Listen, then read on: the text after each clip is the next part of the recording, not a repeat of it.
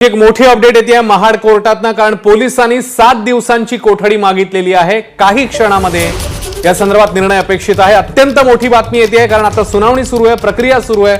नारायण राणेंच्या वकिलांचा युक्तिवाद आता सुरू झालेला आहे। पोलिसांनी 7 दिवसांची कोठडी मागितलेली आहे।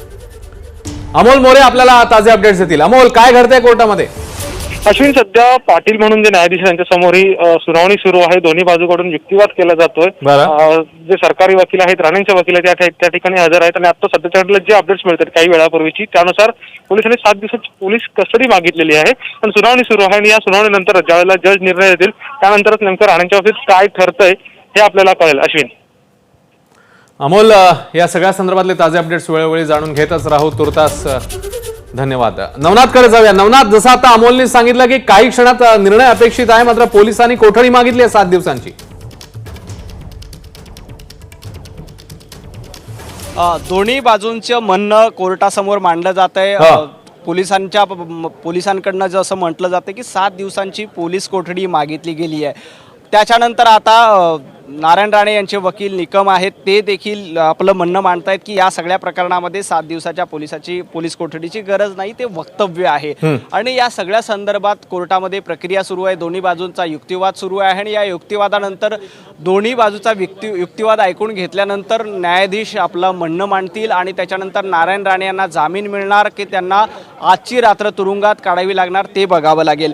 परंतु पोलिसांनी 7 दिवसाची कोठडी मागितल्यामुळे नारायण राणे यांच्या अडचणीत थोडीशी वाढ होऊ शकते। परंतु जरी पोलिसांनी कोठडी मागितली तरी कोर्टात ती दिलीच जाईल असं काही असं काही सांगता येत नाही की लगेच दिली जाईल। पोलीस प्रत्येक वेळेला 7 दिवसाची कोठडी अटक केल्यानंतर मागतच असतात, ती एक प्रक्रिया असते पोलिसांची। त्यामुळे ही जरी कोठडी मागितली तरी लगेच नारायण राणे यांना 7 दिवसाची कोठडी दिली जाईल असं अजिबात नाही। सरकारी पक्षाकडनं तो युक्तिवाद केला जातोय, परंतु नारायण राणे यांच्याकडनं जो युक्तिवाद केला जातोय त्यानुसार नारायण राणे यांना तातडीनं जामीन द्यावा, त्यांच्या प्रकृतीचंही कारण पुढे केले जाते। त्यांना BP, शुगर अशा पद्धतीचा त्रास आहे, डॉक्टरांनी त्याचं चेकअपसुद्धा केलेलं आहे। त्यामुळे त्यांच्या प्रकृतीच्या कारणाचा विचार करून त्यांना लगेच दिलासा दिला जावा अशा पद्धतीची मागणी आहे, ते नारायण राणे यांच्यातर्फे केल्या जाते। आता कोर्टामध्ये ही सगळी प्रक्रिया सुरू आहे। कोर्ट दोन्ही बाजूचं म्हणणं ऐकून घेईल। पोलीस जरी म्हणत असतील की 7 दिवसाची कोठडी द्या तर कोर्ट लगेच देईल असं काहीही नाही आहे। त्यामुळे कदाचित थोड्या वेळामध्ये नेमकं स्पष्ट होईल की 7 दिवसाच्यापैकी काही कमी करून कोर्ट काही कोठडी देते का लगेच जामीन देते। जी कलमं आहेत त्या कलमांचा जर कायदेशीरदृष्ट्या अभ्यास केला तर वकिलांचं आणि तज्ज्ञांचं म्हणणं आहे की या सगळ्या प्रकरणामध्ये जामीन मिळायला फारशी अडचण येणार नाही। परंतु सगळं कोर्टाच्या प्रोसेसवरच निर्भर असतं। तिथल्या न्यायमूर्तीचं म्हणणं काय असतं, न्यायाधीशांचं म्हणणं काय असतं आणि त्याच्यानंतर त्या पुरावे आहेत का, जे वक्तव्य आहे ते वक्तव्य किती गंभीर आहे, त्याच्यातून खरंच सामाजिक दोन समाजामध्ये तेढ निर्माण होऊ शकते का, या सगळ्याचा विचार करून अंतिम निर्णय आहे ते न्यायाधीश देतील आणि त्याच्यानंतर नेमकं काय होईल ते स्पष्ट होईल। एक ते पुढच्या 15 ते 20 मिनिटांमध्ये या सगळ्या तुला थोडंसं थांबवतो मी। ॲडव्होकेट उदय वारुंजीकर आता आपल्यासोबत आहेत। वारुंजीकर सर, आता जसं कोर्टामध्ये मागणी केलेली आहे पोलिसांनी कोठडीची, तर काय वाटतं तुम्हाला, कशाचं इंडिकेशन आहे हे? राणेंच्या या संदर्भातल्या अडचणी वाढू शकतात यामुळे? ज्या अर्थी पोलीस कस्टडीची मागणी केलेली आहे त्या अर्थी सरकार पक्ष हा तयारीनिशी आलेला आहे, हे त्याचं एक निदर्शक असू शकतं। बरं, परंतु याला प्रतिउत्तर म्हणून आरोपीचे वकील हे निश्चितच तिथं युक्तिवाद करणार की हा संपूर्ण गुन्हा हा अशा प्रकारचा नाही की ज्या ठिकाणी पोलीस कस्टडीची गरज आहे। बरं, त्यामुळं आता ह्या दोन्ही बाजूचा युक्तिवाद ऐकल्यानंतर बरोबर मग आदरणीय ज्युडिशियल मॅजिस्ट्रेट फर्स्ट क्लास साहेब पोलीस कस्टडी किंवा मॅजिस्ट्रेट कस्टडी अशा प्रकारचा निर्णय देतील। सर्वसाधारणतः ज्यावेळेस एखाद्या गुन्ह्याचा पुढील तपास करण्यासाठी आरोपीची कस्टडी गरजेची असते त्यावेळेस पोलीस कस्टडीची मागणी मान्य केली जाते। आणि जर न्यायाधीश महाराजांना जर वाटलं की तपास हा पुरेसा झालेला आहे किंवा कस्टडीची गरज नाही तर मग त्या ठिकाणी पोलीस कस्टडीच्या ऐवजी मॅजिस्ट्रेट कस्टडीमध्ये त्यांना न्यायाला सांगितलं जाऊ शकतं। बर, हे सर्व ज्यावेळेस त्या रिमांड ऍप्लिकेशन मध्ये रिमांड मागण्याची जी कारणं आहेत ती कारणं मागे बघितल्यानंतर मग न्यायाधीश साहेबांना कळू शकेल की कशासाठी रिमांड पाहिजे. बर, आजच्या दिवसाभरातल्या घटना बघितल्यानंतर मला असं वाटतं की सरकार पक्षानं 2-3 वेगवेगळ्या मुद्द्यांवरून पोलीस कस्टडी मागितलेली असावी. बर, त्यातला पहिला मुद्दा असा की त्या आरोपीनं अशा प्रकारचं कृत्य जे केलेलं आहे त्या संदर्भात त्यांचा व्हॉइस सॅम्पल मिळवायला पाहिजे. बरं, दुसरं कदाचित असं त्यांचं कारण असू शकतं की यांचा आवाजाचे तुलनेच्या बरोबरीने यांनी याच्यापूर्वी अशा प्रकारचं कुठं किती वेळा कृत्य केलेलं आहे अशा प्रकारची सगळी जो काही तपास आहे तो करायला पाहिजे. आणि तिसरा मुद्दा हा कलम 153च्या संदर्भातला असू शकतो. बरं, जो सरकार पक्ष कदाचित म्हणण्याची शक्यता आहे की यांच्या बाबतीमध्ये हा जो काही देशामध्ये किंवा समाजामध्ये गटामध्ये तेढ निर्माण होण्याच्या दृष्टिकोनातून जे काही आरोप आहे त्या संदर्भामध्ये आम्हाला तपास करायचा आहे. बर, दुसऱ्या बाजूला जर आपण आरोपीचे वकील जर काय युक्तिवाद करतील याचा जर विचार केला तर ते आपल्याला लक्षात येऊ शकतं. त्यांचं म्हणणं असं असू शकतं की सरकार पक्षाकडे आणि तक्रारदाराकडे ही जी क्लिप आहे ती ऑलरेडी मिळालेली आहे. बर, त्यांचा युक्तिवाद आरोपीच्या वतीनं असा असण्याची शक्यता असू शकते बरं, की अशा प्रकारची कृत्य आधी केली आहेत किंवा नाहीत हा मुद्दा आता गैरवाजवी ठरू शकतो. बर, हे युक्तिवाद पूर्ण झाल्यानंतर कदाचित आरोपीच्या वतीनं या अटकेची वैधानिकता देखील या यांच्या समोर मॅजिस्ट्रेट साहेबांच्या समोर मांडली जाण्याची शक्यता आहे. आणि हे पूर्ण झाल्यानंतर मग या बाबतीमध्ये आदेश होईल. ठीक आहे. सर्वसाधारणतः आदेश हा छोटा आदेश असतो. बरं, म्हणजे त्याला एखादं निकालपत्र असं म्हणत नाहीत. बरं, साधारणतः एक पानाचा किंवा एक 2 किंवा 4 परिच्छेदचा छोटासा आदेश असू शकेल अशी अपेक्षा आहे. बर, धन्यवाद वारुंजीकर सर, सविस्तरपणे आपण याच्याबद्दल माहिती दिलीत त्याच्याबद्दल. आणि आपले प्रतिनिधी गणेश ठाकूर आता आपल्या सोबत आहेत. गणेश, तिकडे कोर्टामध्ये जी प्रक्रिया सुरू आहे दरम्यान एक मोठी बातमी येते. राणे मुख्यमंत्र्यांच्या प्रतिष्ठेबाबत बोलल्यानं कोठडी देण्याची मागणी करण्यात आलेली आहे. पोलिसांनी 7 दिवसांची कोठडी मागितलेली आहे आणि अगदी काही क्षणामध्ये यावर निर्णय अपेक्षित आहे. गणेश ठाकूर आपल्याला ताजे अपडेट्स देतील. गणेश. अश्विन, जे डिस्ट्रिक्ट गव्हर्नमेंट लीडर आहेत भूषण साळवी यांनी कोर्टासमोर आपली बाजू मांडली आहे. त्यामध्ये त्यांनी 7 दिवसांची पोलीस कोठडी नारायण राणे यांची द्यावी अशी विनंती. कारण त्यांनी असं दिलं आहे की यामागे कोणती कॉन्स्पिरसी होती का? एवढा मोठा व्यक्ती जे केंद्रात मंत्री आहेत त्यांच्याकडनं अशा प्रकारचं विधान येणं हे खूपच आश्चर्यजनक आहे. आणि यामागे काय कॉन्स्पिरसी होती का? कॉन्स्पिरसी कसली तर मुख्यमंत्र्यांच्या इमेजला धक्का पोहोचवण्याची कॉन्स्पिरसी होती का? किंवा असं विधान करून समाजामध्ये तेढ निर्माण करण्याचा प्रयत्न केला गेला आहे का? या कॉन्स्पिरसी बद्दल त्यांना माहिती हवी आहे. यासाठी त्यांची पोलीस कोठडी त्यांना पोलीस कोठडीत पाठवावं अशी विनंती केली गेली आहे. याशिवाय दुसरा मुद्दा त्यांनी इथं उपस्थित केलाय की जर नारायण राणे यांना जामीन दिला तर पुन्हा अशा प्रकारचं विधान ते करू शकतात. पुन्हा कायदा सुव्यवस्थेची प्रश्न राज्यामध्ये निर्माण होऊ शकतो आणि म्हणून जामीन नाही देण्यात यावा अशा प्रकारचं मत किंवा विनंती कोर्टासमोर सरकारी पक्षानं केली आहे. त्याचबरोबर जे गुन्हे दाखल केले गेले आहेत त्या गुन्हा ज्या ह्या प्रकरणामध्ये ज्या फिर्यादी आहेत त्या फिर्यादींवर दबाव आणण्याचाही प्रयत्न केला जाईल अशा प्रकारचंही मत किंवा पॉइंट कोर्टासमोर गव्हर्नमेंट लीडर यांनी ठेवलेलं आहे.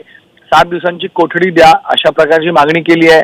आता नारायण राणे यांच्या वकिलांकडनं त्यांचं काय मत आहे हे जाणून घ्यायचा प्रयत्न कोर्टाकडनं सुरू आहे. जी माहिती मला मिळाली ती अशी की नारायण राणे यांच्या वकिलांकडनं कोर्टामध्ये असं म्हटलं गेलंय की नारायण राणे यांची अटक किंवा त्यांच्या विरुद्ध दाखल केलेला गुन्हा हा कम्प्लिटली बेकायदेशीर आहे, इल्लीगल आहे. नारायण राणे यांच्या विरुद्ध जी कलमं लावण्यात आली आहेत त्या कलमांची शिक्षा 7 वर्षांपेक्षा खाली आहे आणि जे CRPC आहे त्याप्रमाणे अशा 7 वर्षांच्या खाली असलेल्या केसेसमध्ये सुरुवातीला नोटीस देण्यात येते. नोटीस देऊन ज्या व्यक्तीविरुद्ध फिर्याद आहे त्यांची तपासणी केली जाते, त्यांचा जबाब घेतला जातो आणि त्यानंतर पुढचा निर्णय अटकेचा हे पोलीस घेतात किंवा कोर्टाकडनं आदेश प्राप्त करून पोलीस अटक करते.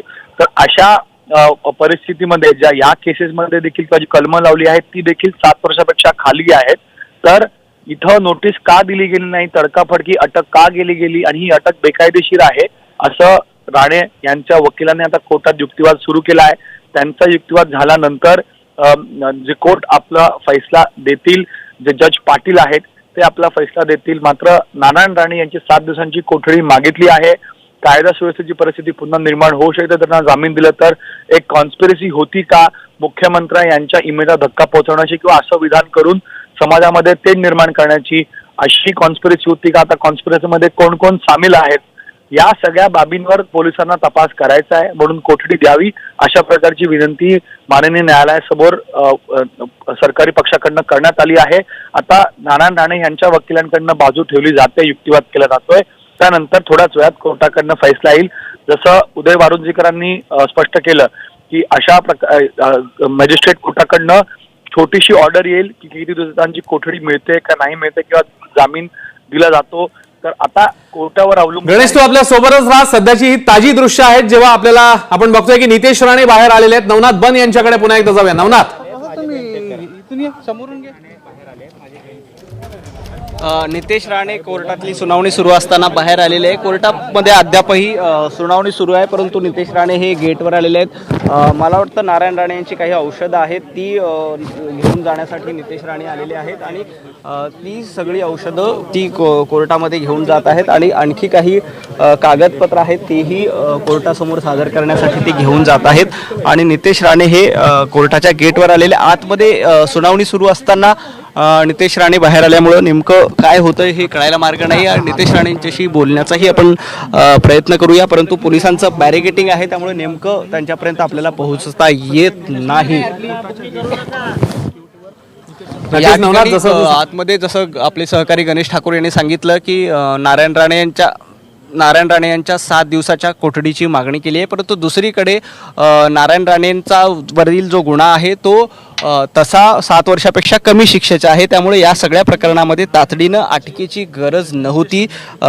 फक्त सूडबुद्धीनं अशा पद्धतीची कारवाई केली अशा पद्धतीचा दावा भाजपच्या वतीनं सुरुवातीपासून केला होता आणि कोर्टातही तशाच पद्धतीचा आर्ग्युमेंट आहे ते वकिलांकडनं करण्यात येते.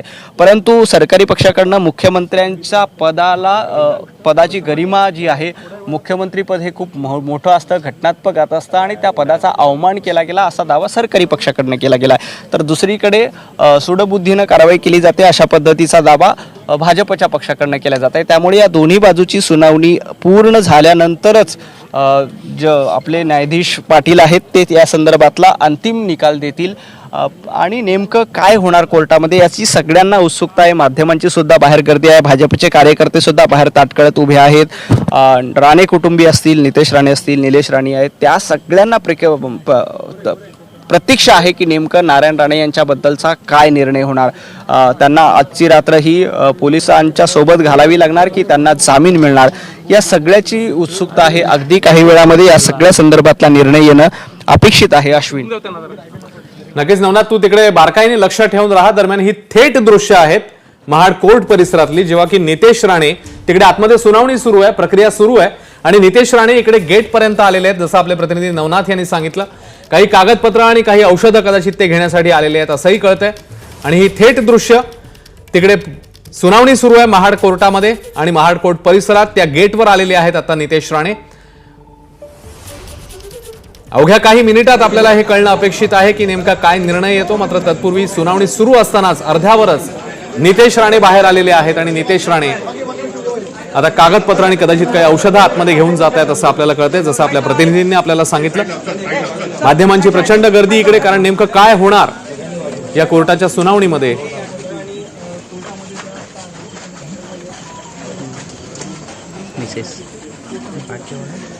आणि बहुधा या नारायण राणेंच्या पत्नी देखील तिकडे पोहोचलेल्या आहेत असं आपल्याला कळतंय आता. तेव्हा राणे कुटुंबीय तिकडे सगळे उपस्थित आहेत असं आता कळतंय. नवनाथकडे जाऊन पुन्हा एकदा विचारून घेऊ. नवनाथ, कोण कोण पोहोचलाय आता तिकडे? अश्विन, नीलम राणे आहेत, नारायण राणेंच्या पत्नी, त्याही कोर्टामध्ये पोहोचलेल्या आहेत. नितेश राणे हे त्यांना घेण्यासाठी इथं आलेल्या होत्या. जशीच अटकेची बातमी मिळाली त्याच्यानंतर त्या जुहूवरून महाडच्या दिशेने रवाना झाल्या होत्या आणि महाडमध्ये आता दाखल झाल्या आहेत आणि त्या कोर्टामध्ये पोहोचलेल्या आहेत. एकूणच राणे कुटुंबियासाठी हा सगळ्यात मोठा धक्कादायक आहे की नारायण राणे यांना अशा पद्धतीनं अटक केली जाते आणि नारायण राणेंच्या कारकीर्द बघता नारायण राणेंना अटक होईल अशा पद्धतीचं कुठल्याही कुटुंबियांना, कुठल्याही घरच्यांना अपेक्षित नसणार आहे. परंतु त्याच्यानंतर नारायण राणे यांना अटक झाली. त्यांना संगमेश्वरमध्ये पोलिसांनी ताब्यात घेतलं आणि महाड इथे नेण्यात आलं. नवनाथ, तू आपल्या सोबतच राहा. अमोल मोरे आपले प्रतिनिधी आता आपल्या सोबत आहेत. कोर्टामधली थेट अपडेट आपल्याला देता. अमोल, नवीन अपडेट काय आहे या कोर्टामधनं? अश्विन, एकंदरीत युक्तिवाद सध्या सुरू आहे दोन्ही बाजूकडून. पोलिसांनी आपण यापूर्वी सांगितलेलं आहे की 7 दिवसांची कस्टडी मागितलेली आहे. आता ज्या प्रकारे काही अपडेट्स मिळतात त्यानुसार असा युक्तिवाद राणेंच्या वकिलांकडून केला जातोय की एकंदरीत जी काही कलमं लावली गेलेली आहेत राणेंवरती ती चुकीची आहेत आणि त्यासाठी यापूर्वी ज्या काही केसेस आहेत त्यांचा अहवाल दिला जातोय आणि या संदर्भातला युक्तिवाद केला जातो. अर्थात अद्याप जरी म्हणजे या पलीकडच्या अजून अपडेट अद्याप तरी काही मिळत नाहीये, पण एकंदरीत कलमं चुकीची आहेत आणि त्यामुळे नारायण राणेंना जामीन मिळावा अशा प्रकारच्या युक्तिवाद किंवा अशा प्रकारची मागणी सध्या न्यायालय जे नारायण राणेंचे वकील आहेत त्यांच्याकडून केला जातोय. अश्विन, आणि आत्ताची जर एक लेटेस्ट अपडेट अशी कळते की म्हणजे नीलम राणे ज्या आहेत नारायण राणेंच्या पत्नी त्या देखील आता कोर्टाच्या परिसरामध्ये दाखल झालेल्या आहेत. अश्विन. अमोल, धन्यवाद या सगळ्या माहितीबद्दल. आणि आता आपण पुन्हा एकदा नवनाथकडे जाऊया. नवनाथ बन आपले प्रतिनिधी आता आपल्यासोबत आहेत. नवनाथ, जसं तू आता सांगितलं नीलम राणे तिकडे कोर्ट परिसरात पोहोचल्या, कोर्टात त्या पोहोचलेल्या आहेत. हे कशाचं निदर्शक आहे, काय म्हणता येईल?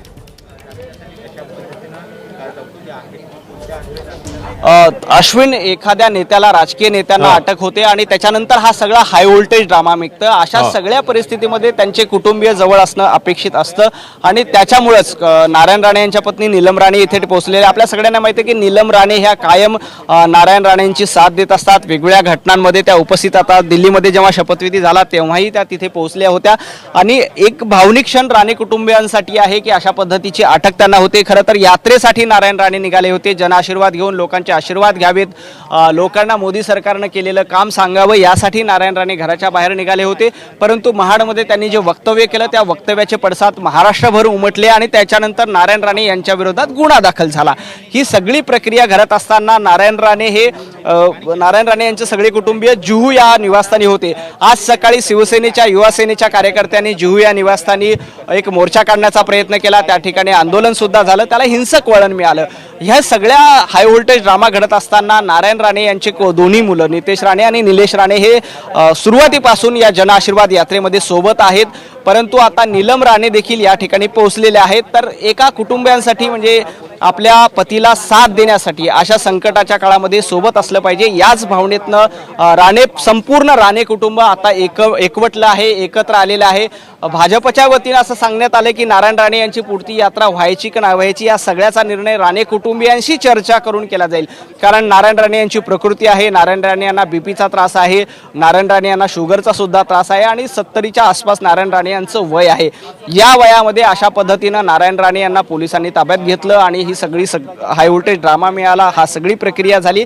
या सगळ्या पार्श्वभूमीवर राणे कुटुंबीय आता एकत्र आलेला आहे कोर्टामध्ये. आम्ही सगळे एक आहोत आणि अशा नाजूक प्रसंग म्हणूया त्या प्रसंगामध्ये सगळे कुटुंबीय कोर्टामध्ये एकवटले आहेत. अश्विन. नवनाथ, तू आपल्या सोबतच राहा. अमोल मोरे देखील आपल्या सोबत आहेत कोर्टामधली ताजी अपडेट देण्यासाठी.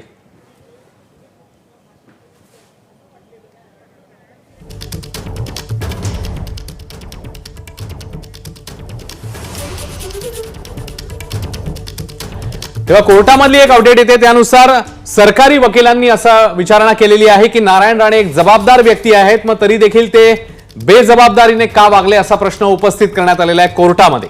सध्या कोर्टामध्ये सुनावणीची प्रक्रिया सुरू आहे आणि तिकडची एक एक अपडेट आपल्या हाती येते क्षणाक्षणाची. त्यानुसार आताची अपडेट अशी आहे की सरकारी वकिलांनी असं म्हटलेलं आहे की नारायण राणे एक जबाबदार व्यक्ती आहेत, असं असतानाही ते बेजबाबदारीने का वागलेले आहेत. अमोल मोरे या संदर्भात आणखी अपडेट्स देतील. अमोल.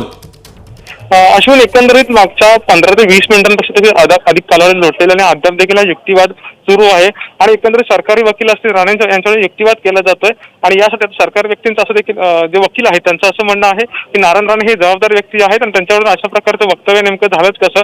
तर त्याच वेळेला एकंदरीत जे नारायण राणे यांचे वकील आहेत त्यांचं असं म्हणणं आहे की नारायण राणेंना अटक करणं किंवा ताब्यात घेताना कुठेतरी जी लेखी नोटीस देणं अपेक्षित होती ती नोटीस या कालावधीमध्ये दिली गेलेली नाहीये आणि एकंदरीत आपण यापूर्वी देखील सांगितलेलं आहे की जी काही कलमं लावली गेलेली आहे ती चुकीची आहेत असं नारायण राणे यांच्या वकिलाचं म्हणणं. अशा प्रकारचे अपडेट सध्या कोर्टातून जी काही सुनावणी त्यातून आपल्याला मिळत आहेत. अश्विन, धन्यवाद अमोल या माहितीबद्दल. आता ऍडव्होकेट असीम सरोदे आपल्या सोबत आहेत.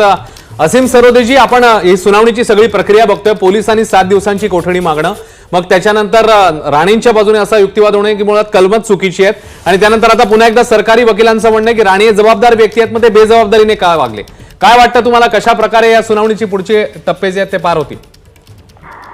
सरकारी वकिलांच्या म्हणण्याला थोडं दुरुस्त करावं लागेल. ते जबाबदार पदावर बसलेले व्यक्ती आहेत असं म्हणायला पाहिजे, पण त्यांनी बेजबाबदार वक्तव्य केलेलं आहे. आता आपण जर हे सगळे कलम जे पाहिले तर त्याच्यामध्ये मला अशी माहिती मिळाली आहे की कलम 500 सुद्धा महाड पोलिसांनी लावलाय. आता कलम 500 हे अब्रू नुकसानीसाठी असते, म्हणजे अब्रू नुकसानी बद्दलची शिक्षा.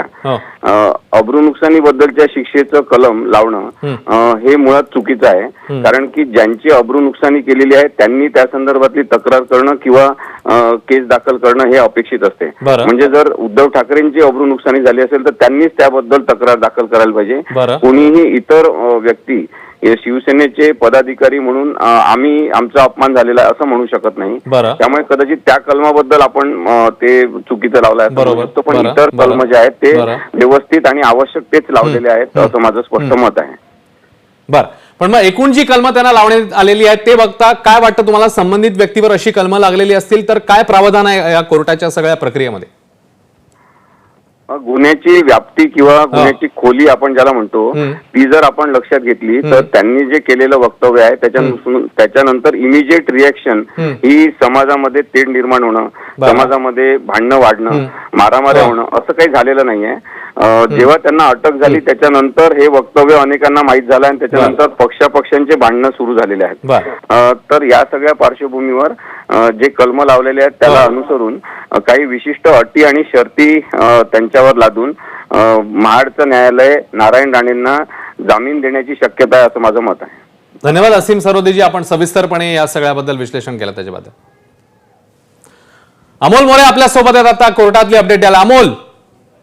अश्विन, एकंदरीत 20 मिनिटांपेक्षा देखील अधिक काळ हा युक्तिवाद सुरू होता तो संपलेला आहे आणि आता एकंदरीत राणेंना नेमका जामीन मिळणार का, त्यांना अटक होणार का, किंवा पोलिसांनी ज्या प्रकारची काही मागणी केलेली आहे 7 दिवसांची पोलीस कोठडी देणार ती दिली जाणार आहे. एकंदरीत या संदर्भातली सुनावणी जी आहे ती आता अगदी काही वेळात सुरू होईल असे अपडेट्स मिळतात आणि यापूर्वीच आपण जसं सांगितलेलं आहे की दोन्ही पक्षाच्या वकिलांनी जोरदार युक्तिवाद केलेला आहे. सरकारी जे वकील आहेत त्यांच्याकडून अनिल परब यांची कस्टडी मागितली गेली पोलीस कस्टडी 7 दिवसांची. तर त्याच वेळेला जे नारायण राणे यांचे वकील आहेत त्यांनी जे नारायण राणे आहेत त्यांच्या जामिनासाठी मागणी केली, पण अद्याप देखील निर्णय मात्र जो आहे तो काही आलेला नाहीये. त्यामुळे आपल्याला काही अवधी आणखीन वाट पाहावी लागणार आहे आणि त्यानंतरच एकंदरीत नारायण राणे यांच्या सुनावणीतले आपल्याला अपडेट्स काही वेळानंतर अश्विन मिळू शकणार आहेत.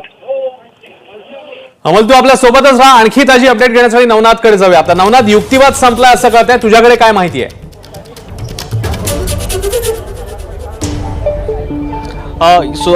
आत्ता जी माहिती कळते त्यानुसार युक्तिवाद संपलेला आहे. या दोन्ही युक्तिवाद ऐकून घेतल्यानंतर न्यायाधीश पाटील आहेत ते आपलं कायदेशीर प्रक्रिया पूर्ण करून अंतिम निर्णय देतील. कोर्टाच्या परिसरामध्ये मोठ्या प्रमाणात गर्दी आहे. दोन्ही बाजूचं म्हणणं आतापर्यंत काय झालं प्रेक्षकांच्या माहितीसाठी अगदी संक्षिप्त स्वरूपामध्ये सांगतो. सरकारी पक्षाच्या वतीने सांगितलं गेलं की नारायण राणे यांनी उद्धव ठाकरे मुख्यमंत्री आहेत आणि त्यांच्या घटनात्मक पदाची पायमल्ली करणारं विधान केलं होतं, त्यांचा अवमान करणारं विधान केलं होतं. त्यामुळे या सगळ्या प्रकरणामध्ये 7 दिवसाची पोलीस कोठडी द्यावी. पोलीस कोठडी देत असताना आणखी एक आर्ग्युमेंट त्या ठिकाणी करण्यात आलं होतं की नारायण राणे हे केंद्रीय मंत्री आहेत, जबाबदार व्यक्ती आहेत, जबाबदार व्यक्तीनं अशा पद्धतीचं वक्तव्य करणं चुकीचं आहे अशी बाजू सरकारी पक्षाच्या वतीने मांडली आणि 7 दिवसाची पोलीस कोठडी मांडली। दुसरीकडे नारायण राणे यांच्या बाजूने युक्तिवाद करण्यात आला, त्याच्यामध्ये नारायण राणे यांच्या प्रकृतीचीही मुद्दे मांडले गेले। याशिवाय दुसरा महत्त्वाचा मुद्दा होता की नारायण राणे यांचं हे वक्तव्य हे राजकीय आहे आणि अशा पद्धतीची लगेच तातडीनं कारवाई करण्याची गरज नाही। एखाद्या व्यक्तीला अटक करत असताना त्याला आधी रीतसर प्रक्रिया पूर्ण करावी लागते, ती पूर्ण प्रक्रिया केली नाही अशा पद्धतीचा दावा सुद्धा नारायण राणे यांच्या वकिलाकडनं केला गेला आणि या प्रकरणामध्ये नारायण राणे यांना फारशा कोठडीची गरज नाही, त्यामुळे जामीन द्यावं अशा पद्धतीची विनंती कोर्टासमोर करण्यात आली। आता दोन्ही बाजूचं म्हणणं बरोबर 9:15 वाजल्यापासून सुरुवात झालंय, 55 मिनिटं होत आहेत कोर्टाचं कामकाज सुरू आहे आणि या सगळ्या कामकाज झाल्यानंतर न्यायाधीशांकडनं अंतिम निर्णय सांगितला जाईल। नारायण राणे यांचे कुटुंबीय देखील कोर्टामध्ये उपस्थित आहेत। नारायण राणे यांच्या पत्नी नीलम राणे, नितेश राणे, निलेश राणे हे सगळे, याशिवाय भाजपचे नेते प्रसाद लाड, प्रमोद जठार हे देखील कोर्टामध्ये उपस्थित आहेत।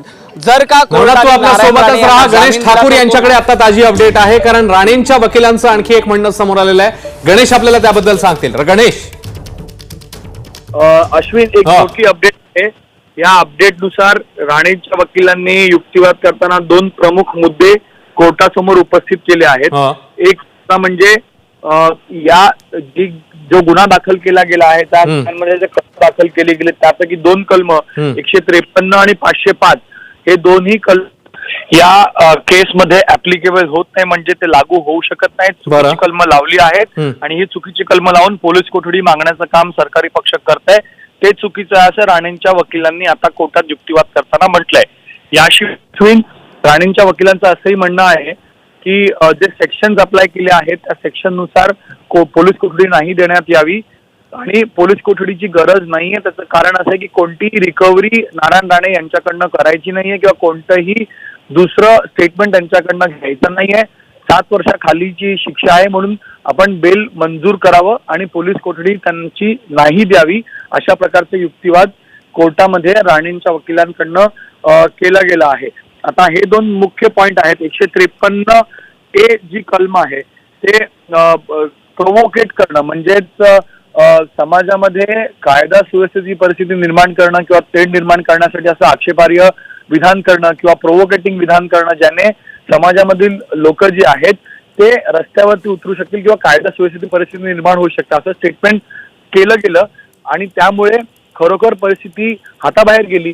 यासाठी 153 कलम लावला जातं। तर सरकारी पक्षाच्या युक्तिवादानंतर राणेंच्या वकिलांनी युक्तिवाद केले की 153 हे कलम या प्रकरणामध्ये लागत नाही। 505 जे कलम लावलं गेलं आहे, 505 कलमामध्येही असंच लिहिलं गेलं आहे की कोणत्याही कॉन्स्टिट्युशनल हेड म्हणा, ऑफिसर्स म्हणा, यांच्या विरुद्ध असं आक्षेपार्ह विधान केलं गेलं तर आक्षेपार्ह विधान करणाऱ्या व्यक्तीविरुद्ध 505 कलम लागते। मात्र वकिलांचं असं म्हणणं होतं की नारायण राणे यांनी जे विधान केलं आहे ते आक्षेपार्ह नाही। त्यांनी असं म्हटलं आहे की जर मी तिथे असतो मी त्यांना मारणार असं नाहीये, म्हणून गुन्हा झालेला नाहीये आणि खोटी कलम लावून, चुकीची कलम लावून गुन्हा दाखल केला गेला आहे असं राणेंच्या वकिलांनी कोर्टात म्हटलंय। युक्तिवाद अद्यापही सुरू आहे। आर्ग्युमेंट झाल्यानंतर दोन्ही पक्षांची बाजू ऐकल्यानंतर माननीय न्यायाधीश आपला फैसला देतील आणि त्यासाठी थोडा वेळ अजून वाट पाहावी लागेल। अश्विन, धन्यवाद गणेश या माहितीबद्दल। तेव्हा गणेशकडनं सविस्तरपणे आपण जाणून घेतलं। पुन्हा एकदा नवनाथकडे जाऊया। नवनाथ, तुझ्याकडे काय आता ताजी माहिती आहे? जसं आता गणेशनी सांगितलं की वकिलांनी बाजू मांडलेली आहे राणेंच्या, अजून किती वेळ लागू शकतो नवनाथ? अश्विन, जसं आपले सहकारी गणेश ठाकूर यांनी सांगितलं आहे की जी कलमं आहेत ती चुकीची लावलेली आहेत आणि बेकायदेशीर पद्धतीने नारायण राणे यांना अटक केली अशाही पद्धतीचा दावा करण्यात आला आहे। त्यामुळे दोन्ही बाजूचं म्हणणं माननीय न्यायाधीशांनी ऐकून घेतलेलं आहे आणि या दोन्ही बाजूंचं म्हणणं ऐकून घेतल्यानंतर एक ऑर्डर लिहिली जाते। त्याला थोडासा कायदेशीर प्रक्रिया आहे ती करण्यासाठी थोडासा कालावधी लागतो, कारण पूर्ण म्हणणं ऐकून घेतल्यानंतर न्यायाधीश आपली ऑर्डर तयार करत असताना आणि त्याच्यानंतर नारायण राणे यांना जामीन द्यायचा की नारायण राणे यांना कोठडी द्यायची याचा अंतिम निर्णय होईल। जवळपास तासभरापासून ही सगळी सुनावणी सुरू आहे आणि ही तासभरामध्ये प्रक्रिया सगळी चालू आहे। या सगळ्या प्रक्रियेमध्ये दोन्ही बाजूंनी आपापले मुद्दे मांडले गेलेले आहेत। उद्धव ठाकरे यांची बदनामी केली, मुख्यमंत्रीपद हे घटनात्मक आहे, अशा घटनात्मक पद्धतीचा अवमान करणं नारायण राणे सारख्या प्रतिष्ठित व्यक्तींनी ज्यांच्याकडे केंद्रात मंत्रीपद आहे त्यांनी करणं चुकीचं आहे, अशा पद्धतीचा युक्तिवाद सरकारी पक्षाकडनं केला। कारण दुसरीकडे अशा पद्धतीचे गुन्हे दाखल करणं ज्याच्यामध्ये नारायण राणे यांच्याकडनं खरं तर पोलिसांना इथून पुढे काही काम नाही, कारण कुठलीही रिकव्हरी नारायण राणे यांच्याकडनं करायची नाहीये। गुन्हा घडून गेलेला आहे, गुन्हा घडून घेतल्यानंतर पोलिसांना त्या संदर्भातले काही पुरावे गोळा करायचे असतील तर आरोपीची गरज असते, परंतु या सगळ्या प्रकरणामध्ये थोडंसं थांबवतो कारण आणखी नवीन माहिती आपले प्रतिनिधी गणेश ठाकूर यांच्याकडे। गणेश, नारायण राणे यांच्याकडे अश्विन, कोर्टामध्ये सरकारी पक्षाचं असं म्हणणं होतं की नारायण राणे यांनी एक कॉन्स्पिरसी करण्याचा प्रयत्न केला आणि या कॉन्स्पिरसी मध्ये कोण आहेत असा संशय आहे। तर या आरोपाला नारायण राणे यांच्या वकिलांनी पूर्णतः खोटं ठरवलं आहे। कोर्टामध्ये त्यांचं असं म्हणणं होतं की कोणतीही कॉन्स्पिरसी नाही। पत्रकार परिषदेमध्ये त्यांनी हे स्टेटमेंट केलेलं आहे आणि जे आरोप केले गेले आहेत ते पूर्णतः खोटे आहेत, त्याच्यात तथ्य नाही आहेत, ही कॉन्स्पिरसी नव्हती। खोटे आरोप करून चुकीची कलम लावून त्यांची पोलीस कोठडी घेण्याचा प्रयत्न केला जातोय असंही आता नारायण राणे यांच्या वकिलांनी कोर्टात म्हटलंय। नारायण राणे यांच्या वकिलांचं म्हणणं आहे की जर कायदेशीररित्या पाहिलं तर सुप्रीम कोर्टचे जजमेंट जे आहेत ज्यामध्ये अशा केसेसमध्ये ज्यामध्ये अशी कलम आहे जिथं 7 वर्षापेक्षा खाली शिक्षा असते तिथं तडकाफडकी अटक केली जात नाही।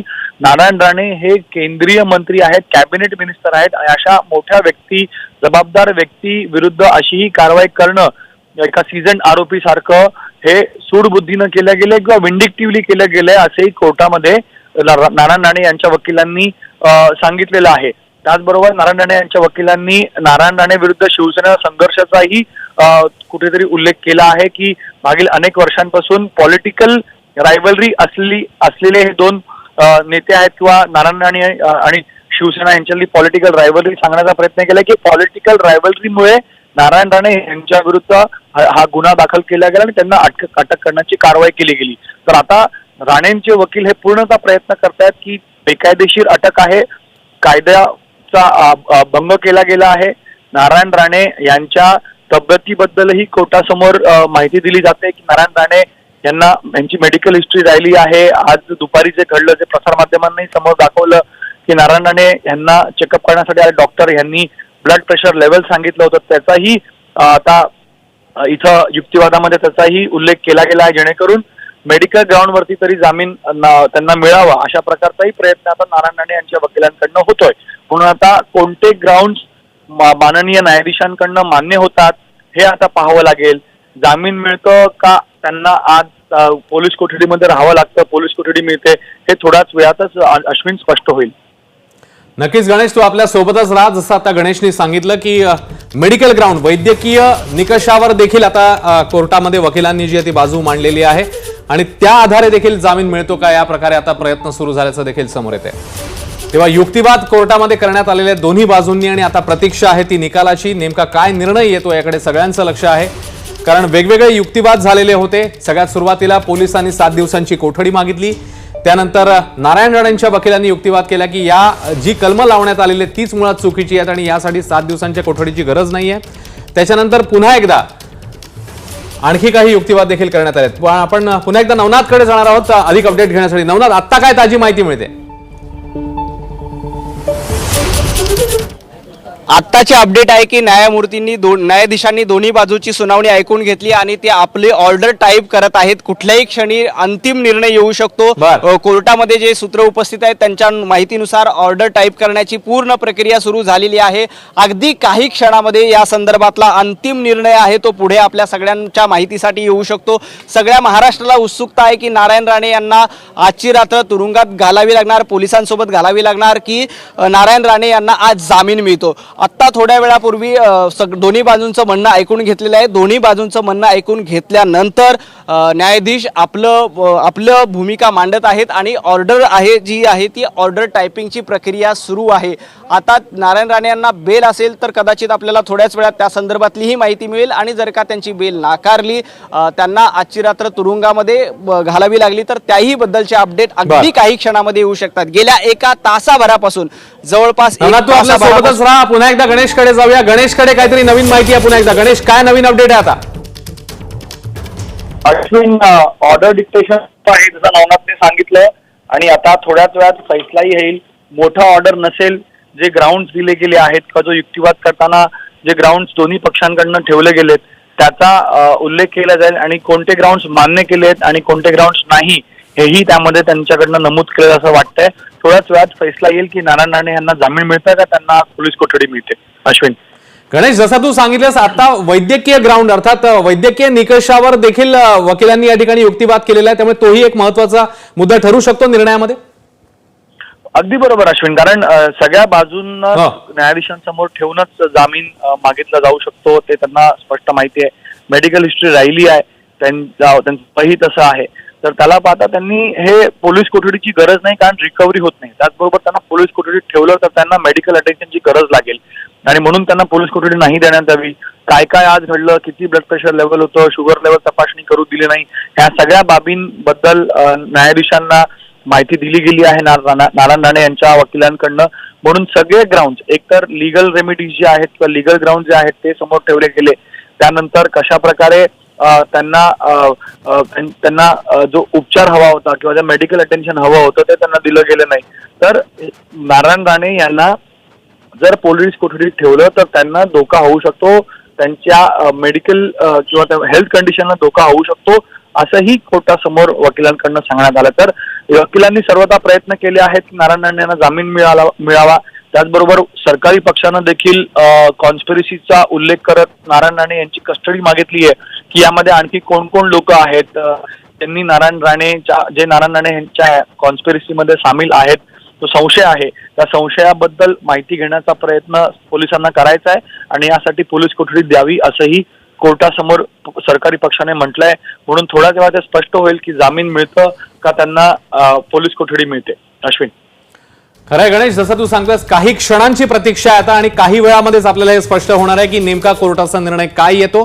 कारण जसं आता गणेशने सांगितलं की दोन्ही बाजूंचं म्हणणं कोर्टाने ऐकून घेतलेलं आहे, आणि वैद्यकीय निकषावर, वैद्यकीय कारणामुळे देखील जामीन द्यावा असंही राणेंच्या वकिलांनी सांगितलेलं आहे. त्याची मागणी त्यांनी केलेली आहे, कारण दुपारीच आपण बघितलेलं होतं मेडिकल चेकअपच्या संदर्भात राणेंच्या डॉक्टरांनी सांगितलेलं होतं त्यांचं ब्लड प्रेशर हाय होतं, आणि त्याच्यामुळे वैद्यकीय कारणामुळे देखील त्यांना जामीन देण्यात यावा असंही अशी ही मागणी राणेंच्या वकिलांनी केलेली आहे. त्यामुळे काही क्षणामध्ये आता आपल्याला निर्णय येणं अपेक्षित आहे. गणेशकडे पुन्हा एकदा जाऊया. गणेश, जी मंडळींनी कदाचित उशिरा आपल्या टीव्ही स्क्रीन ऑन केलेलं असेल त्यांच्यासाठी पुन्हा एकदा आपण सांगूया की या प्रक्रियेमध्ये, सगळ्या न्यायालयीन प्रक्रियेमध्ये नेमकं काय काय घडलेलं आहे. दरम्यान एक अपडेट येते, न्यायाधीशांनी निकाल वाचनाला सुरुवात केली आहे. गणेश, हो, निकाल वाचनाला सुरुवात केली आहे अश्विन, आणि आपल्या प्रेक्षकांसाठी मी पुन्हा आजच्या कोर्टाच्या हिअरिंग संदर्भात पूर्ण माहिती देतो. तिला जे भूषण साळवी आहेत ते डिस्ट्रिक्ट गव्हर्नमेंट प्लीडर आहेत, सरकारी पक्षाकडनं त्यांनी बाजू ठेवली. त्यांचं असं म्हणणं होतं की 7 दिवसांची पोलीस कोठडी देण्यात यावी, कारण ही एक मोठी कॉन्स्पिरसी असणारा संशय पोलिसांना आहे, यामध्ये आणखी काही लोक आहेत. तर कॉन्स्पिरसी कसली, तर मुख्यमंत्र्यांच्या इमेजला धक्का पोहोचवण्याचा किंवा समाजामध्ये तेढ निर्माण करण्याचं असं विधान करून अशी ही कॉन्स्पिरसी असावी, आणि यामध्ये कोण कोण सामील आहेत हे जाणून घेण्यासाठी नारायण राणे यांची 7 दिवसांची पोलीस कोठडी त्यांनी मागितली. याशिवाय जर नारायण राणे यांना जामीन दिला तर ते जे फिर्यादी आहेत त्यांच्यावर दबाव आणू शकतात, किंवा पुन्हा एकदा असं आक्षेपार्ह विधान करून पुन्हा कायदा सुव्यवस्थेची परिस्थिती त्यांच्याकडनं होऊ शकते. अश्विन, मला एक अपडेट येतं, मी फोन नक्कीच तेव्हा गणेशकडनं आपण आणखी अपडेट घेण्यासाठी काही क्षणामध्ये पुन्हा एकदा त्याच्याकडे जाणार आहोत. दरम्यान आताची ताजी अपडेट ही आहे की युक्तिवाद सगळा संपलेला आहे, दोन्ही बाजूंचं म्हणणं न्यायाधीशांनी ऐकून घेतलेलं आहे, आणि त्यांनी आता निकाल वाचनाला देखील सुरू केलेला आहे असंही कळतंय. त्यामुळे राणेंना कोठडी की जामीन हा निर्णय अवघ्या काही क्षणामध्ये येणं अपेक्षित आहे, कारण निकाल वाचनाला न्यायाधीशांकडनं सुरुवात झाली आहे. पुन्हा एकदा नवनाथ बन यांच्याकडे जाऊया. नवनाथ, तुझ्याकडे काय आता अपडेट आहे? निकाल वाचनाला सुरुवात झाल्याचं कळतंय. अश्विन, नक्कीच निकाल वाचनाला सुरुवात झाली आहे. दोन्ही बाजूंचा युक्तिवाद ऐकून घेतल्यानंतर न्यायाधीश पाटील आहेत ते या संदर्भातला निकाल वाचत आहेत. अगदी छोटीशी ऑर्डर असेल, फार काही मोठी होणार नाही. अगदी काही वेळामध्ये या संदर्भातले अपडेट आपल्याला मिळतील की नारायण राणे यांना जामीन मिळतो की नारायण राणे यांना आज तुरुंगामध्ये जावं लागतं. निकालाचं वाचनाला सुरुवात झाली आहे. काही क्षणामध्ये कोर्टामध्ये ज्या घडामोडी घडतात त्याचे अपडेट मिळतील. खरं तर नारायण राणे यांना वैद्यकीय कारणास्तव तातडीनं जामीन कदाचित दिला जाऊ शकतो, त्यामुळे त्याचाही फायदा दिलासा नारायण राणेंना मिळेल. परंतु सरकारी वकिलांनी ज्या पद्धतीने बाजू मांडली आणि 7 दिवसाची कोठडी. एबीपी माझा, उघडा डोळे बघा नीट.